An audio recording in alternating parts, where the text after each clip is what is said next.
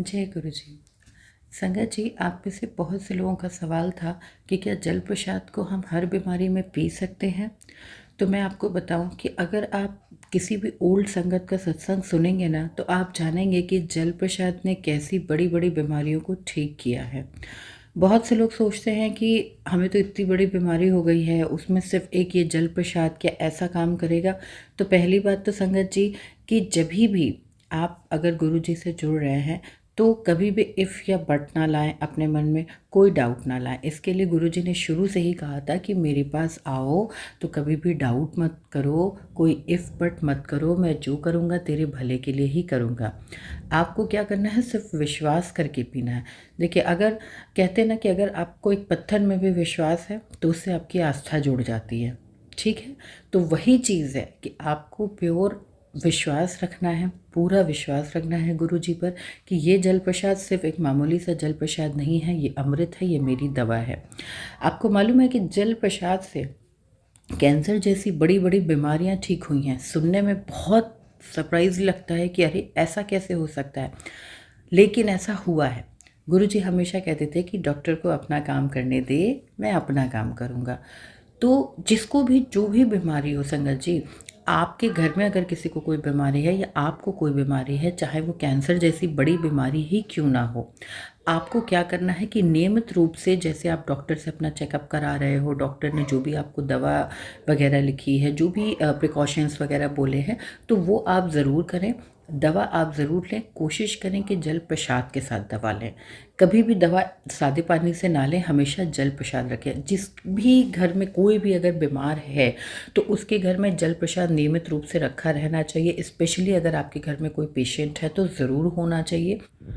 आप चाहें तो पेशेंट के पास एक वाटर बॉटल रखें, उसमें थोड़ा सा जल प्रसाद मिला दें, और जब भी वो दवा पिएं, मतलब सॉरी दवा खाएं, या जब भी वो पानी की घूंट पिए तो उसी पानी में से वो पानी पिएं। उससे वो बहुत बहुत फ़ायदा मिलेगा। अगर आपको कैंसर जैसी कोई बीमारी है, पेट की कोई बीमारी है, या किसी आप शारीरिक या किसी भी मानसिक परेशानी से घिरे हुए हैं और आपको लग रहा है कि इसका कोई सोल्यूशन नहीं मिल रहा है, तो संगत जी ये करके देखिए। ये सिर्फ मैंने कहा ना, ये सिर्फ एक मामूली सा जल नहीं है, ये जल प्रसाद है और हमारे गुरु जी की ब्लेसिंग्स है।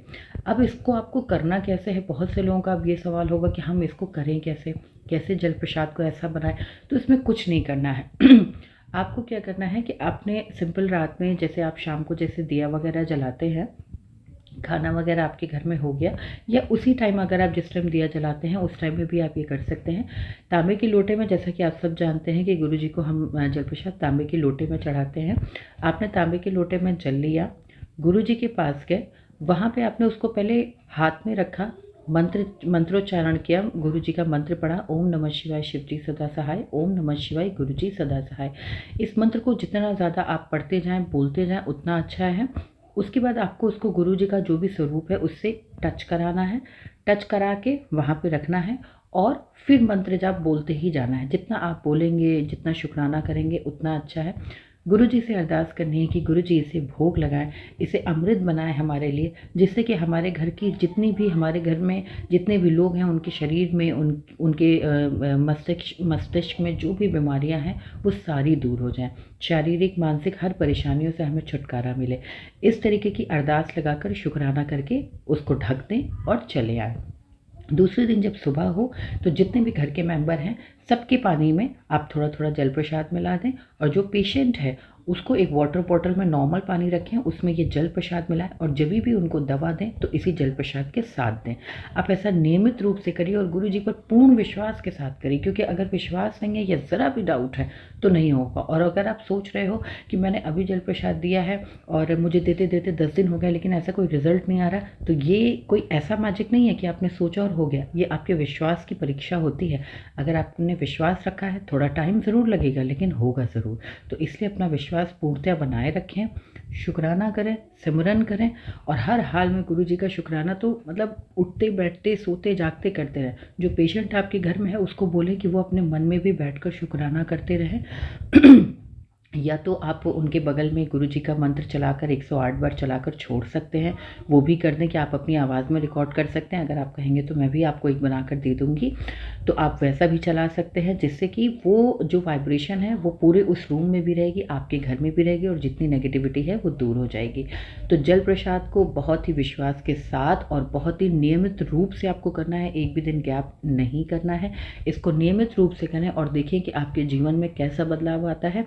स्पेशली अगर आपके घर में कोई बीमार है, कोई बीमारी है, तो देखिएगा कि वो किस तरीके से अपना काम करती है, क्योंकि डॉक्टर तो अपना काम करता ही करता है, लेकिन गुरु जी की ब्लेसिंग्स जब होती है ना, कभी कभी चीज़ें दवाओं से नहीं ठीक होती हैं, लेकिन गुरु जी की ब्लेसिंग्स जब उसमें ऐड हो जाती है ना, तो दवाएं भी अमृत जैसा काम करने लगती हैं।